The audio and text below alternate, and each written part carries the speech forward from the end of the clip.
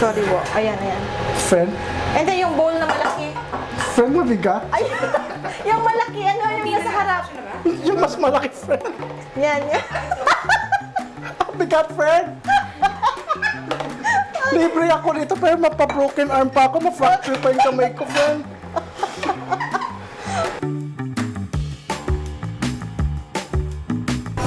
Hello everyone! Welcome again for another episode of Olive's Kitchen Adventures. And for today, Micah's BFF since college is going to teach us a spicy recipe. Hi, Wo! Hi, Olive. Hello! Hello. Thank you so much ha, kasi nandito ka to teach us with the spicy, delicious recipe. Thank you also, Olive, and Aquamaria also for inviting me here. So, ano ang recipe na Well, tuturo mo sa amin? today, we'll be making Chili Garlic Octopus. Oh, chili garlic So, octopus. this is my first time to do that. I hope okay siya. And first time actually namin dito sa kitchen magkakaroon ng octopus na recipe. And very excited ako kasi meron kang taste this one, diba? Very interested ako. Sarap. Parang ang anghang ng amoy. Oo nga, sarap. Well, this one, Olive, this is this is a homemade chili paste. Oh. So it has chili, garlic, ginger, turmeric, onions, lemongrass, oil. So I process it and then put some seasoning, and then that's the base I use for my home cooking. Oh, so I'm so excited with this.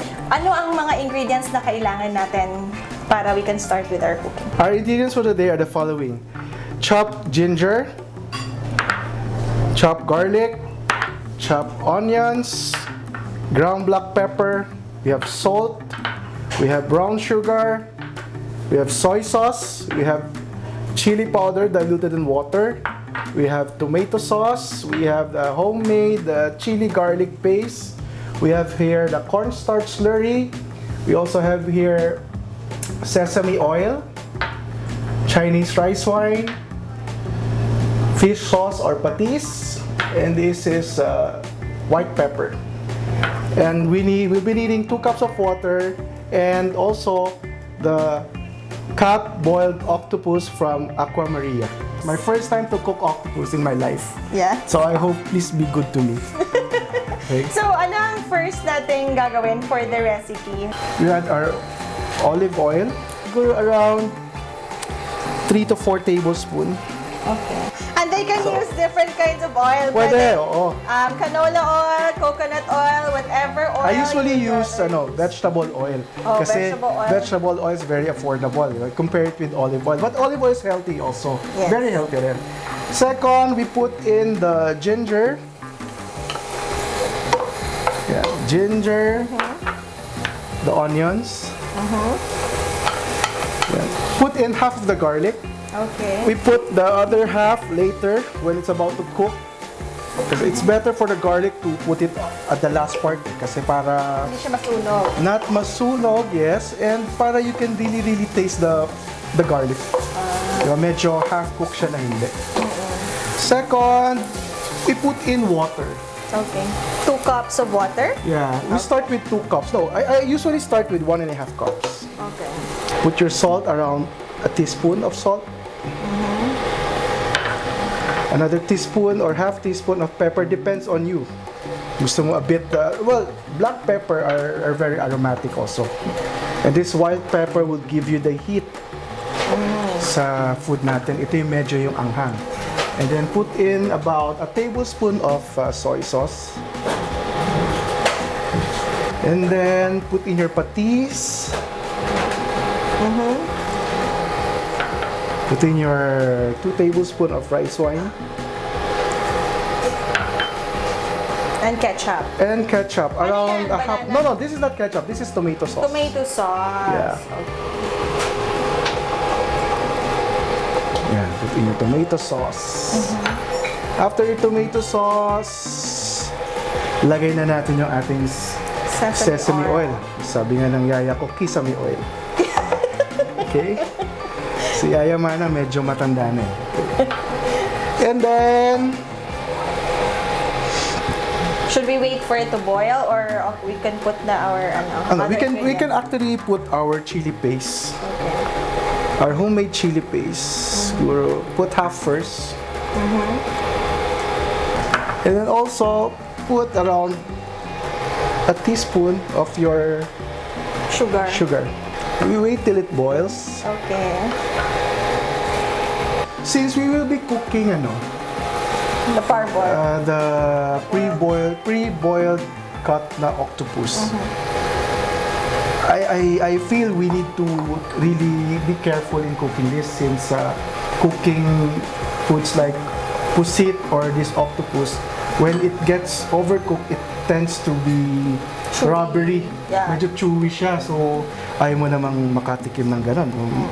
Diba? Para sa mga senior parents natin, baka matanggal yung kanilang bagang. Pagka matigas mahirap talaga. So, that has to be quick. So, what I do with my kitchen, I use this. Guys, this is very important, very handy when in cooking. Probably set natin siya since pre-boiled, so we can set it for like a minute or two, probably maximum of 2 minutes. 2 minutes would start when this thing starts to boil again paglagay mo. Okay. Para parehas ng time. So try natin. Masyadong marami ang serving ng Aquamaria. That's 1 kilo. 1 kilo of octopus. Pag madami, octopuses. Pag social, octopuses. Okay? So, di ba you have your Wowo's Kitchen and I've heard a lot of positive feedback about it and we've ordered it a lot of times with our family occasions. Nag-order ka na ba? Yes! Okay. Sige, okay na. Si Maiko! Nakuha ko sa tingin okay? Nakuha ko sa tingin. Maiko nagbayad. Maiko is by default order yan kasi automatic yan Support. Local, support your friends. Okay, when you see it's boiling already, that's where you start your timer. Okay. So set it to 2 minutes and then start. Okay. Automatic yan. So anyway, we're talking about the Wowo's Kitchen. Wowo's Kitchen, yan? Medyo baby project ko yan Mahal na mahal ko yan di ba? But if you're asking me when I started it, I really don't know. It's just a friend ordered, si Shalyn Antonio ordered. And then for our friend also, Sok Villanueva's birthday. So when she ordered this bunch of seafood items like crabs and shrimps. So umorder siya, then I prepared the food, he paid me a check. One good check, okay? One good check. He paid me one good check. Then after that was a Friday, May 14, I think. Saturday may nag-order, Sunday may nag-order, and then tuloy-tuloy na. I didn't realize it was already around 12 days na I was working in the kitchen. So people will pay. No, hindi ako magbabayad. I can cook it for you. No, I will pay because nagpagod ka. So yun na. So after a month or two, so I started, okay, why don't I just put up something? Diba? Yeah. That would involve my family, my daughter and my son. Actually, kasama ko dito daughter ko She helps me, she assists me with my schedule, with the food also and everything. And Jack naman since bata pa. He's our bus boy. He washes the dishes and everything kasi kawawa naman si Manang pagka siya siya lahat. So that's where it all started. So I conceptualized what I want to cook. So naisip ko seafoods. Isip ko foods that are I want my food to be shared in everyone's household. Like lunch with family, lunch with friends. Hindi siya yung, I would prefer, wait, it's boiling. So how do we off this? Okay, first, angat natin siya. This is not yet done, no? What yung gagawin lang natin, ilalabas lang natin yung ating octopuses. Okay, it's more than one, so it's octopuses. Naamoy ko din yung lemongrass because of your homemade Paste. chili paste. After transferring the octopus, so hindi walay natin yung octopus sa sauce, diba? Yes. The reason why we did that is para hindi natin ma-overcook yung octopus. While we're waiting for the sauce to boil. We put the other half of the homemade chili paste. Diba? Yan. We will also put half of the garlic na iniwan natin kanina. Okay. Can I borrow your... Oh, sure. Oh, sure. There you go. There you go. Okay. Now we're gonna put the sugar to balance everything also. Because chili paste, sometimes, if it's all chili garlic paste, pwede siya pumait. So the sugar will neutralize or balance the taste. Okay.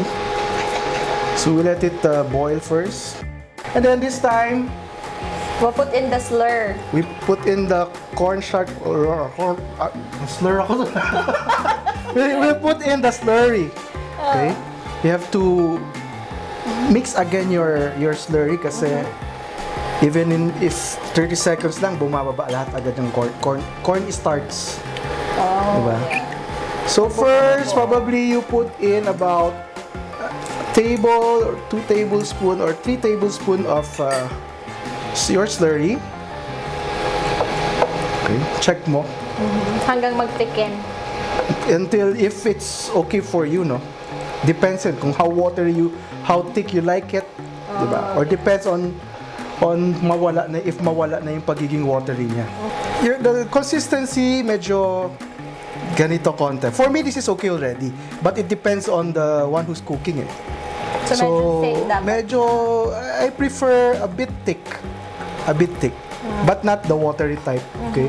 So after we put in the slurry, we add in the chili powder. This is a powder. I diluted probably a teaspoon of chili powder. Dilute it with a tablespoon of water, or maski not this watery. Pwede rin paste siya.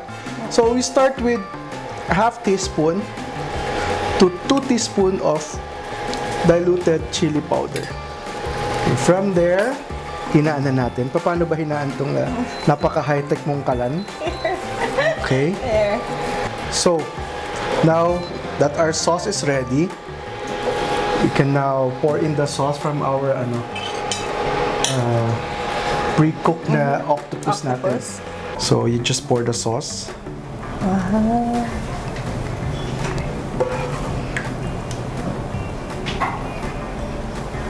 Actually, you can use the sauce for any seafood. So, pwede siya sa prawns, pwede siya sa crabs, pwede siya sa whatever. You can do it also with the fish, probably. Fried fish. And then you just put the sauce on top of it. This is our finished product, Chili Garlic Octopus.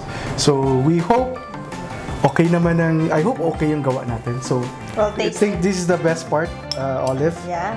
You can taste it. Sarap. Spicy. Yeah, it has the right kick. Spicy, salty, Yes. and The lemongrass na natitaste mo siya talaga. masarap siya. Well, thank you so much for this yummy, spicy, lemongrassy, delicious recipe. Thank you so much for joining us today. Thank you, Olive, also for inviting me to your kitchen. Please click like and subscribe to our YouTube channel, Olive's Kitchen Adventures, and please follow us on Instagram and Facebook, Olive's Kitchen Adventures.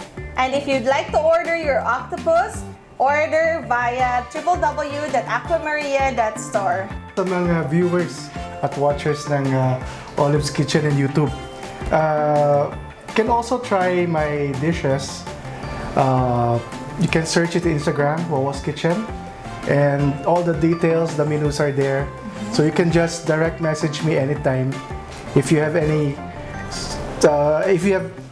celebrations na gusto, want to share food with your loved ones and your family. Try Wowo's Kitchen. Thank you. Thank you so much. Thank you, everyone. Bye.